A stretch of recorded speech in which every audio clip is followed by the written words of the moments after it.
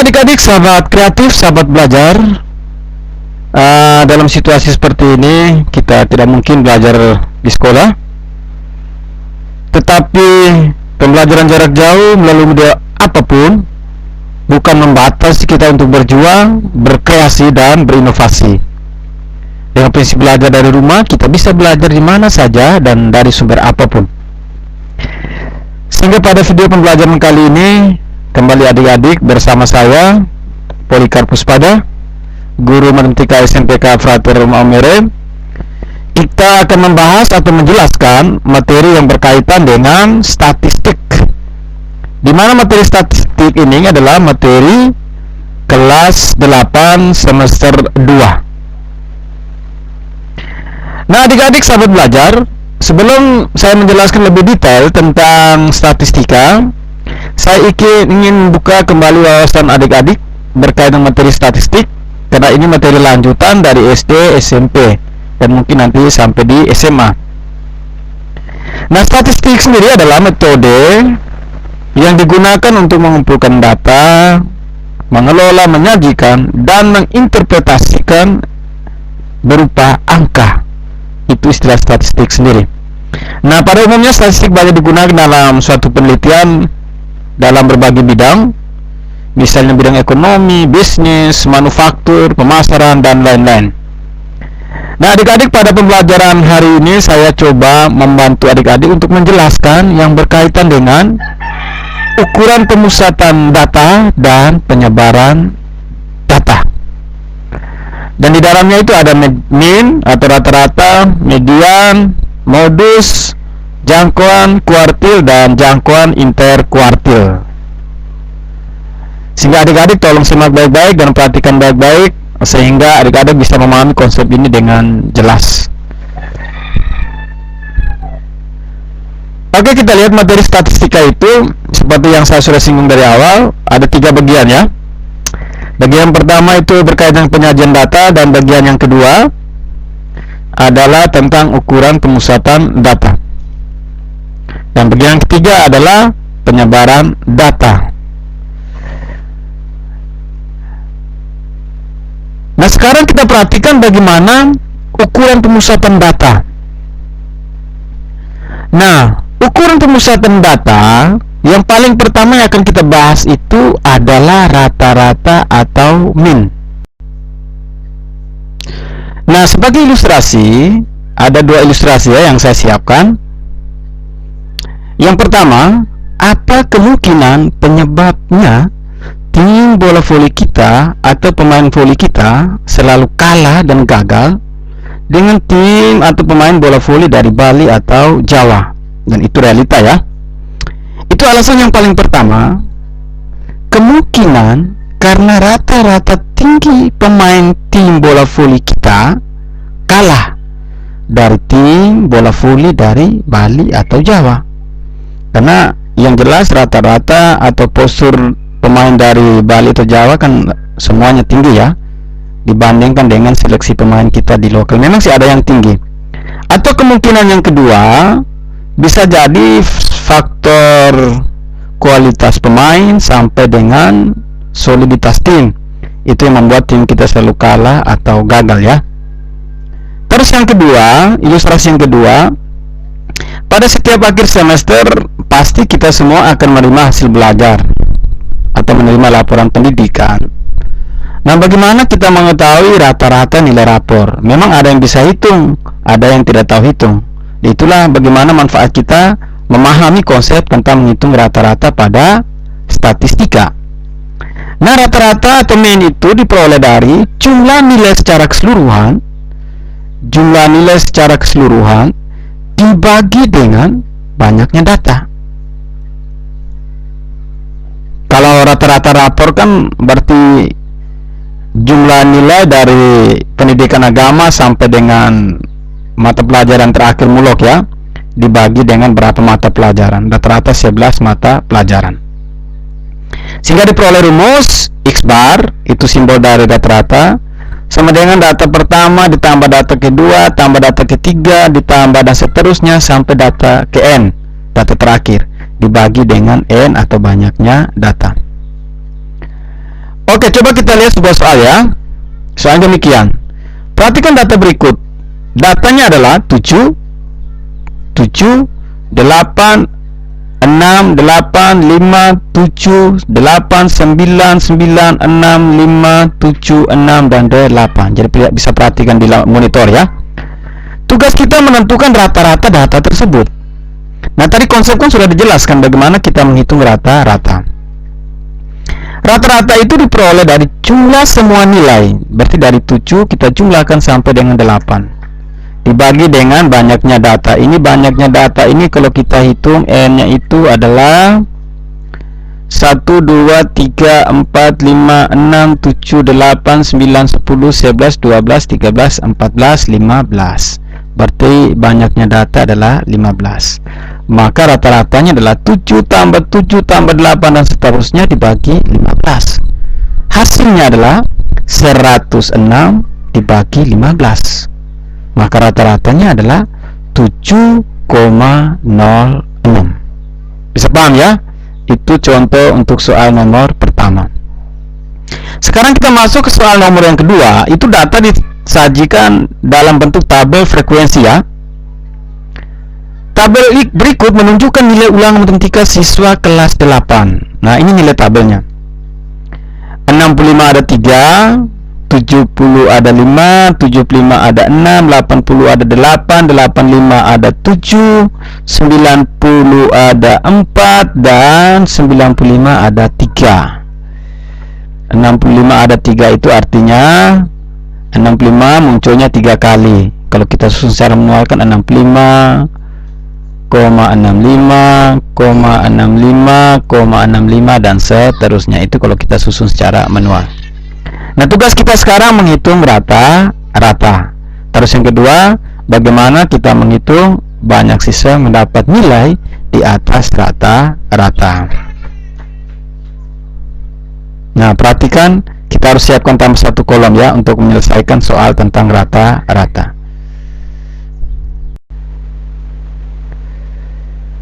Nah, yang berikut kita tentukan min. Minnya tadi adalah 79,86. B, kita menentukan banyak siswa yang mendapat nilai di atas rata-rata. Nah, kalau kita perhatikan banyak siswa yang mendapat nilai di atas rata-rata, kalau rata-ratanya sendiri adalah 79,86. Itu rata-ratanya. Berarti yang di atas rata-rata nilainya adalah 80, 85, 90, dan 95. Nah, nilai 80 sendiri frekuensinya adalah 8. 85 sendiri frekuensinya adalah 7. 90 frekuensinya adalah 4. Dan 95 frekuensinya adalah 3. Berarti total frekuensinya 8 tambah 7 tambah 4 tambah 3 hasilnya adalah 22. Maka banyak siswa yang mendapat nilai di atas rata-rata adalah 22 siswa. Ya, mudah-mudahan bisa paham ya adik-adik sahabat belajar. Karena tentang rata-rata atau min memang prosesnya sederhana, yang penting kita mahir dalam perhitungan, penjumlahan, perkalian sampai dengan pembagian. Oke, sekarang kita masuk ke soal yang ketiga. Perhatikan tabel. Jika diketahui rata-rata data tersebut adalah 7,3. Nah, tugas kita kan menentukan nilai X. Nah, perhatikan tabelnya baik-baik ya. Nah, tabel ini disajikan ada nilai, ada frekuensi. Nilainya mulai dari 5 sampai 10, di mana frekuensi untuk nilai 5 adalah 1, 6 adalah 5, dan 7 adalah 6, 8 adalah X, dan 9, 3, serta 10 adalah 1. Nah, bagaimana cara menyelesaikan soal ini? Dia caranya sama seperti soal sebelumnya, yaitu tugas kita menyiapkan tambah satu kolom. Kolom ini khusus untuk kolom yang ketiga, kita siapkan untuk nilai F kali X atau nilai dikali dengan frekuensi. Sehingga dari sini diperoleh 5 kali 1 adalah 5, 6 dikali 5 adalah 30, 7 kali 6 42, 8 kali X 8X, dan 9 kali 3 adalah 27, 10 kali 1 adalah 10. Nah, konsep dari rata-rata sendiri atau min itu adalah jumlah frekuensi yang dikalikan dengan nilai dibagi dengan jumlah frekuensi. Nah, sementara nilai rata-ratanya kan sudah ada, yaitu berapa? 7,3 dari soal ya. Berarti tinggal kita jumlahkan frekuensi dengan nilai 5 tambah 30 tambah 42 tambah 8X tambah 27 tambah 10. Baru kita bagi dengan 1 tambah 5 tambah 6 tambah X tambah 3 ditambah dengan 1. Sehingga dari situ diperoleh 7,3 sama dengan 114 ditambah dengan 8X dibagi 16 tambah X. Ingat aja, tidak bisa dijumlahkan ya, karena beda jenis. Tidak bisa dijumlahkan 114 tambah 8X sehingga bentuknya tetap. Nah, dari situ kita kali silang. 7,3 kita kalikan dengan 16 tambah X, maka diperoleh 7 dikali dengan 16, 7,3 kali 16 116,8, dan 7,3 kali X dapatnya adalah 7,3X sama dengan 114 tambah 8X. Nah, bentuk ini kita kelompokkan, maka jadinya 116,8 kurang 114 sama dengan 8X kurang 7,3X. Hasil pengurangannya adalah 2,8 dan sebelah hasil pengurangannya adalah 0,7X. Maka nilai X-nya diperoleh dari 2,8 bagi 0,7 atau 28 dibagi dengan 7 ya. Hasilnya adalah 4. Nah, adik-adik gampang kan bagaimana cara menentukan nilai X atau nilai yang frekuensinya belum diketahui tetapi rata-rata gabung atau rata-rata secara keseluruhan sudah diketahui. Nah, sekarang kita masuk ke soal nomor 4. Soal nomor 4 ini adalah rata-rata tinggi badan 32 orang siswa adalah 170,5. 32 170,5. Jika satu siswa memiliki tinggi badan 154 ikut bergabung dalam kelompok tersebut, berapakah rata-rata tinggi badan secara keseluruhan? Nah, cara kerjanya kan gampang ini sebenarnya. Ini kan disuruh kita menghitung rata-rata gabung. Berarti proses yang pertama 32 kita kalikan dengan 170,5 dijumlahkan dengan satu siswa tadi, 1 dikali dengan 154 dibagi awalnya 32 orang, datang bergabung 1 orang, ber-32 tambah 1. Berarti hasilnya adalah 5.456 tambah 154 kita bagi dengan 33. Nah, hasil penjumlahannya adalah 5.610 dibagi 33. Mudah-mudahan bisa bagi ya adik-adik. Hasilnya adalah 170. Berarti tinggi anak yang baru bergabung adalah 154 dan rata-rata gabung secara keseluruhannya adalah 170 cm. Nah, nomor 5. Untuk soal nomor 5 ini sama seperti soal nomor 4, hanya diubah bentuknya. Sebuah tim voli 6 pemain utama dan 4 pemain cadangan. Rata-rata tinggi badan pemain utama rata-rata tinggi badan pemain utama 172. Jika tinggi rata-rata pemain seluruhnya adalah 174 cm. Tugas kita menentukan tinggi badan pemain cadangan tersebut. Maka penyelesaiannya adalah kita hitung. Yang pertama kan 6 pemain. Berarti 6 dikali rata-ratanya 172. Berarti 6 kali 172 1032. Terus yang berikut 6 pemain utama kalau kita tambahkan dengan pemain cadangan kan totalnya 10 orang. Berarti 10 kali 174. Hasilnya adalah 1740. Maka dari dua bentuk ini, 1032 dan 1740 ini kita kurangkan.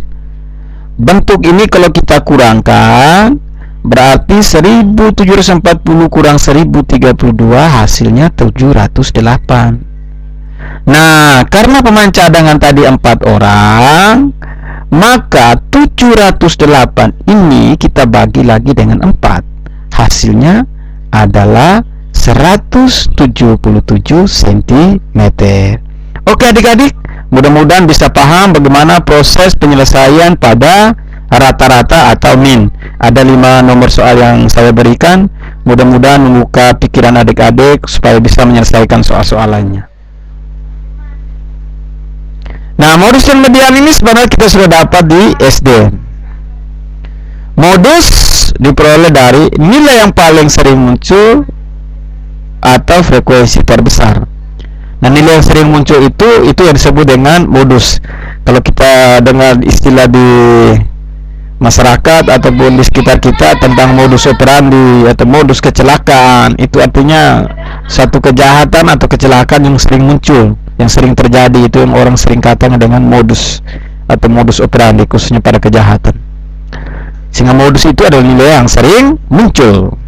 Sementara median itu adalah nilai tengah sebuah data, tetapi setelah datanya diurutkan. Nah, untuk median sebenarnya ada 2 jenis, data ganjil dan data genap. Sehingga dalam memudahkan kita dalam penyelesaian, saya coba sajikan rumus cukup 1 ya. Median itu diperoleh dari data ke n tambah 1 dibagi 2. N itu artinya data ke berapa?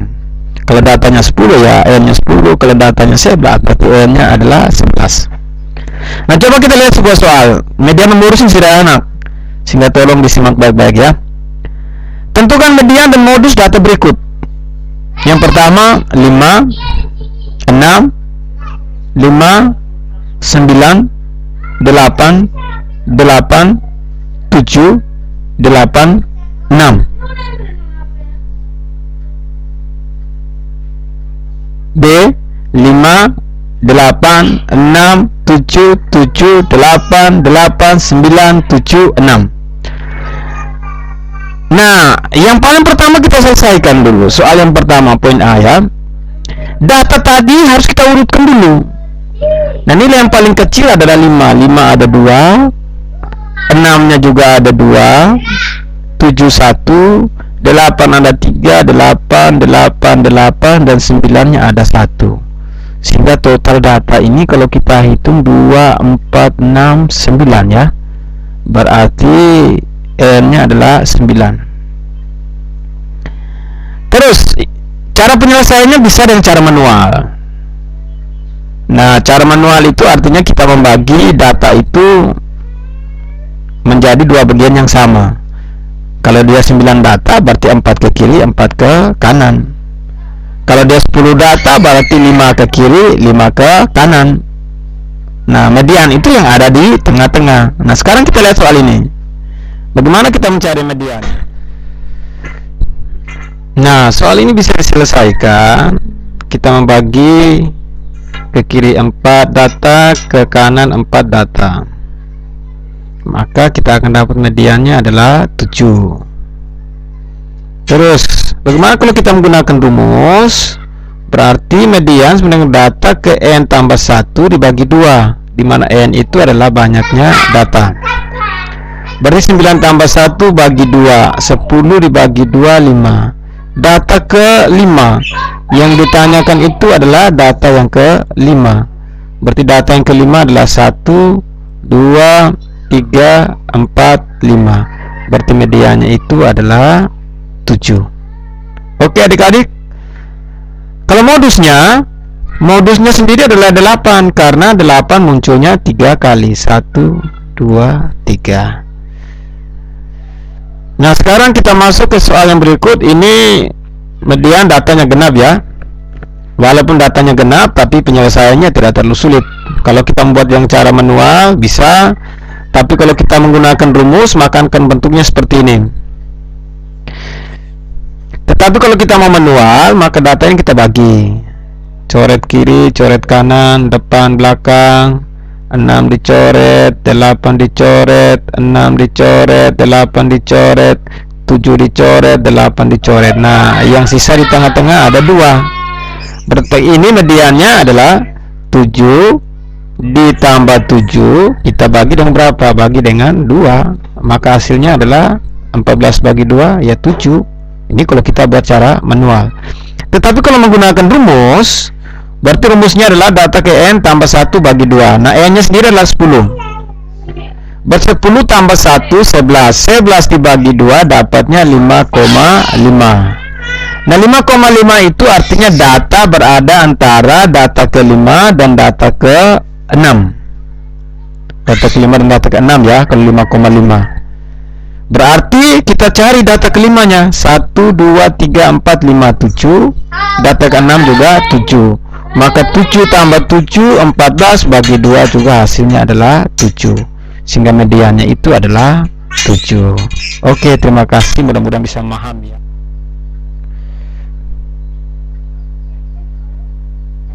Saya ulang ya. Ini kalau kita suruh hitung modus dan gampang. Nah, modusnya sendiri adalah 5. Kenapa modusnya 5? Karena 5 ini munculnya berapa kali? Munculnya 7 kali. Sehingga modusnya itu adalah berapa? 5. Itu gampang kalau disuruh kita menghitung modus. Sehingga modusnya adalah 5. Tetapi persoalannya kita menghitung median. Nah, kalau hitung median sama seperti tadi, kita urutkan bisa, kita susun pelan-pelan. Tetapi coba kita buat yang lebih sederhana. Nah, untuk buat lebih sederhananya kan begini. Nilai 4 frekuensinya adalah 2. Nilai 5 frekuensinya tadi adalah 7. Nilai 6 frekuensinya adalah 5. Nilai 7 frekuensinya 5. Nilai 8 frekuensinya 2. Ini kalau kita tambah satu kolom, memudahkan kita untuk membaca tabelnya. Tambah satu kolom, itu artinya 4 kan frekuensinya 2. Berarti 4 itu berada pada data pertama dan data yang kedua. 5 frekuensinya 7. Berarti 5 ini kalau kita susun, dia mulai data ke-3, ke-4, ke-5, ke-6, ke-7, ke-8, ke-9. 6 ada 5, berarti dia masuk mulai dari data ke-10 sampai 14 ya, kalau kita susun. 7 ada 5, berarti dia itu kalau kita susun berarti mulai data ke-15 sampai dengan data ke-19. 8 frekuensinya 2. Ini sama kalau kita susun secara manual, berarti dia ini jatuh ke data 20 dan 21. Sehingga total L-nya seluruh atau banyaknya datanya adalah 21. Nah, median boleh buat manual, tetapi sekarang kan kita menggunakan rumus. Maka rumusnya adalah median tadi adalah data ke N tambah 1 bagi 2. Nah, N nya sendiri adalah berapa? 21. Berarti 21 tambah 1 22. 22 kita bagi dengan 2 dapatnya 11. Maka mediannya itu adalah 6. Oke adik-adik, mudah-mudahan bisa memahami ya bagaimana cara menentukan median dan modus. Sekarang kita masuk ke poin yang berikut, di ukuran penyebaran data. Nah, di ukuran penyebaran data itu yang paling pertama yang kita hitung adalah jangkauan data atau range, dimana diperoleh dari nilai tertinggi dikurang nilai terendah atau nilai maksimum dikurangi dengan nilai minimum. Yang kedua, kita akan belajar atau bahas tentang kuartil, dimana kuartil itu sendiri adalah nilai yang membagi data terurut menjadi 4 bagian yang sama. Nah, kuartil sendiri ada 3 ya, yaitu kuartil bawah Q1, kuartil tengah atau median yang tadi kita sudah jelaskan, dan kuartil atas yang disebut dengan Q3.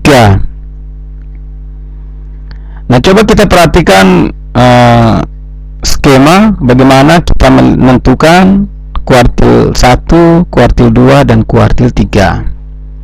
Nah, skema ini nilai paling rendah di bagian paling kiri dan nilai tertinggi di bagian paling kanan, di mana dua bagian ini kita bagi menjadi dua yang sama ya, sehingga diperoleh nilai Q2 atau median. Sementara di nilai terendah dengan Q2 itu juga kita bagi dua, akan peroleh nilai Q1 atau kuartil bawah. Sementara di antara median dengan nilai tertinggi kita bagi menjadi dua bagian yang sama, maka akan diperoleh Q3 atau kuartil atas. Nah, untuk menyelesaikan soalnya biasanya kita bisa selesaikan secara manual, tetapi saya coba siapkan rumus ya, supaya memudahkan kita dalam perhitungan kalau memang secara manual kita tidak bisa. Untuk data ganjil rumusnya ini, untuk Q1 1/4 kali N tambah 1, untuk kuartil atas atau Q3 diperoleh dari 3/4 kali N tambah 1. Sementara data genap itu kuartil bawahnya 1/4 kali N tambah 2, kan data genap ya. Sementara kuartil atasnya atau Q3 nya adalah 1/4 dikali 3N tambah 1. Ini untuk Q3 data genap. Sementara untuk jangkauan interkuartil diperoleh dari Q3 yang dikurangi dengan Q1. Itu adik-adik bagaimana ukuran penyebaran pada data, mulai dari jangkauan data atau range kuartil sampai dengan jangkauan interkuartil. Nanti di SMA ada pengembangan. Oke, adik-adik coba kita selesaikan sebuah soal.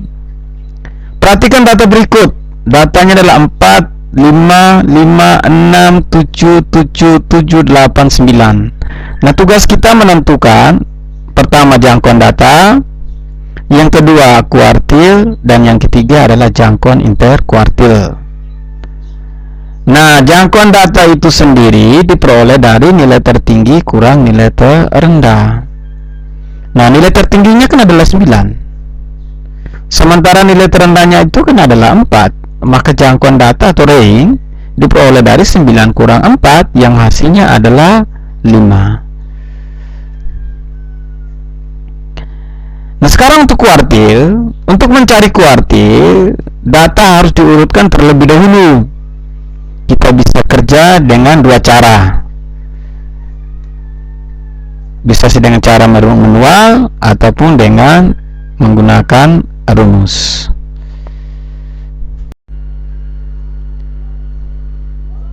Ulang ya. Kita bagi dua. Maka dari situ kita lihat Q1 nya berada antara 5 dengan 5. 5 tambah 5 bagi 2 berarti 5. Sementara Q3 nya berada antara 7 dan 8. Berarti 7 tambah 8 dibagi 2 dapatnya adalah 7,5. 7,5 ya. Bisa perhatikan baik-baik, ini hasilnya. Nah, yang berikut. Kalau soal ini kita selesaikan dalam bentuk rumus, maka Q1 1/4 kali N tambah 1, 1/4 kali 9 tambah 1, 1/4 kali 10 2,5. 2,5 ini bukan arti hasilnya, artinya data antara data 2 dan data ketiga. Nah, kalau kita lihat data keduanya adalah 5, data ketiganya juga adalah 5. 5 tambah 5 bagi 2 sama dengan 5. Mediannya sudah pasti N tambah 1 bagi 2 ya. 9 tambah 1 10, 10 bagi 2 5. Nah, data kelimanya sendiri adalah 7. Ketiganya adalah 3/4 N tambah 1. Ber3/4 kali 9 tambah 1, 3/4 kali 10 berarti 30 dibagi 4. 30 bagi 4 hasilnya adalah 7,5. 7,5 itu artinya data berada di antara data ke-7 dan data ke-8. Maka hasilnya 7 tambah 8 kita bagi dengan 2 sama dengan 15 per 2. Berapa? Dapatnya adalah 7,5. Nah, jangkauan interkuartilnya adalah Q3 kurang Q1. Q3 nya adalah 7,5 dan Q1 nya adalah 5. Berarti hasilnya adalah 2,5. 7,5 kurang 5 dapatnya adalah 2,5. Oke adik-adik, sahabat kreatif, sahabat belajar, itulah penjelasan berkaitan dengan statistika, khususnya ukuran pemusatan data dan penyebaran data. Mudah-mudahan apa yang kita pelajari tentang video ini bisa bermanfaat untuk adik-adik, teristimewa dalam dunia pendidikan untuk kelanjutan di SMA ataupun kuliah yang berkaitan dengan penelitian, ataupun nanti bisa kita aplikasikan dalam dunia kerja berkaitan dengan data-data statistik ya.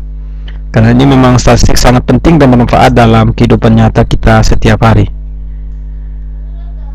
Oke adik-adik sahabat belajar, sekian saja penjelasan saya berkaitan dengan statistika, khususnya tentang pemusatan data dan penyebaran data. Terima kasih banyak atas partisipasi adik-adik semua. Kalau memang video pembelajaran ini sangat penting, jangan lupa subscribe, jangan lupa tekan tombol lonceng untuk dapat notifikasi video-video terbaru berkaitan pembelajaran ini, dan jangan lupa share kepada teman-teman yang membutuhkan tentang materi pembelajaran ini. Sekian dan terima kasih. Apang Gawang. Oke adik-adik, itu beberapa nomor soal yang akan saya berikan untuk diselesaikan rumah ya. Tolong diselesaikan baik-baik, mudah-mudahan bisa dimengerti dan hasil nanti dikumpulkan ke Bapak Ibu Guru ya. Khususnya ada SMP Frater nanti dikumpulkan ke saya ya. Sekian saja, terima kasih.